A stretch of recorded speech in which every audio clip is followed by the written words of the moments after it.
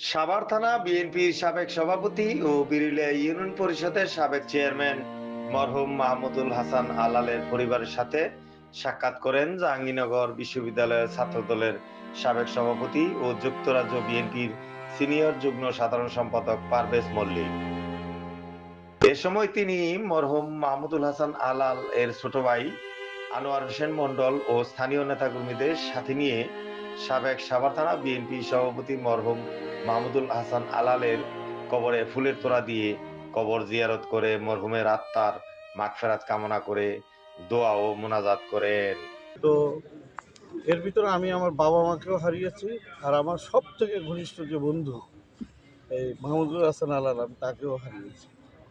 আমার জন্য একটু বেশি কষ্টের এবং বেদনার এই কারণে যে আপনারা জানেন করোনার পরবর্তীতে এইখানে করোনা যখন মানুষ অসহায় অবস্থায়, তখন আমরা কিন্তু আলাপ আলোচনা করে সে কিন্তু এখানে করোনাতে কিন্তু ব্যাপক আকারে ত্রাণ বিতরণ করেছে, মানুষের পাশে থেকেছে। জীবনের শেষ সময় পর্যন্ত সে মানুষের পাশে থেকে কাজ করার চেষ্টা করেছে। এবং তার যেদিন মৃত্যু হয়, যেদিন স্ট্রোক করার আগের দিনও আমার তার সাথে কথা হয়েছে। তো আমার জন্য কষ্টের এই কারণে যে আমরা পরিকল্পনা করতাম যে আমরা ভবিষ্যতে কী করব, কীভাবে এগোবো।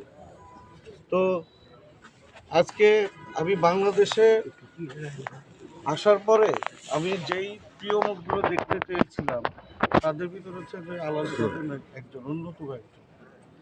তো আমি প্রথমে এসে আমার বাবা মার কবর জিয়ারত করেছি, এবং দ্বিতীয় কথা যে আমার বন্ধুর এখানে এসেছি, তার দুই এই যে সন্তান আছে, এরা আসলে আমারই সন্তানের মতো।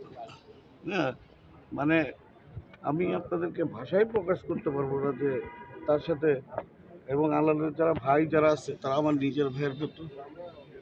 এবং আমি আমার নিজের পরিবারের বাইরে এদেরকে আসলে আমি চিন্তা করতে পারি না। আমি যোগাযোগ অনেকের সাথে করতে পারি না, আনোয়ারের সাথে আমার সবসময় কম বেশি যোগাযোগ আমার ছিল, আছে এবং ভবিষ্যতে থাকবে।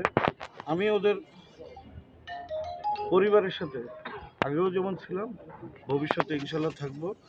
আর আপনারা এই যে যারা মিডিয়া, যারা কর্মী যারা আছেন, তাদের প্রতি খালি এতটুকু আহ্বান জানাবো যে আপনাদের প্রশ্নেরই উত্তর, সেটা হচ্ছে আপনারাই জানেন যে বিএনপির তৃণমূল পর্যায়ের যারা কাজ করেছে তাদের উজ্জ্বলতম নক্ষত্রের ভিতরে অন্যতম নক্ষত্র হচ্ছে মাহমুদুল হাসান আলাল। আপনারাই খুঁজে বের করবেন, আপনারাই জাতিকে জানাবেন যে কারা আপনার এরকম দলের একজন নিবেদিত কর্মীরা কীভাবে কাজ করে, কীভাবে তাদের কর্মময় জীবন সম্পর্কে আপনারা তুলে ধরবেন।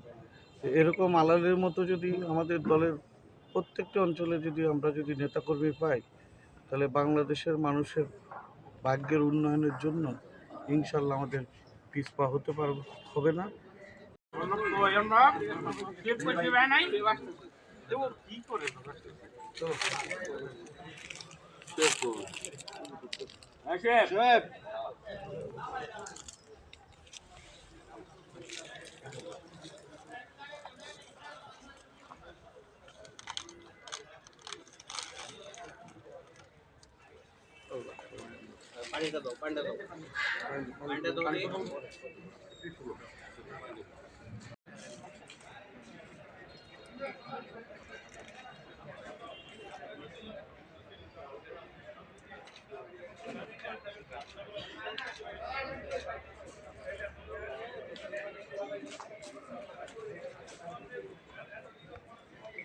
নিউজ ডেস্ক, আলোকিত প্রতিদিন।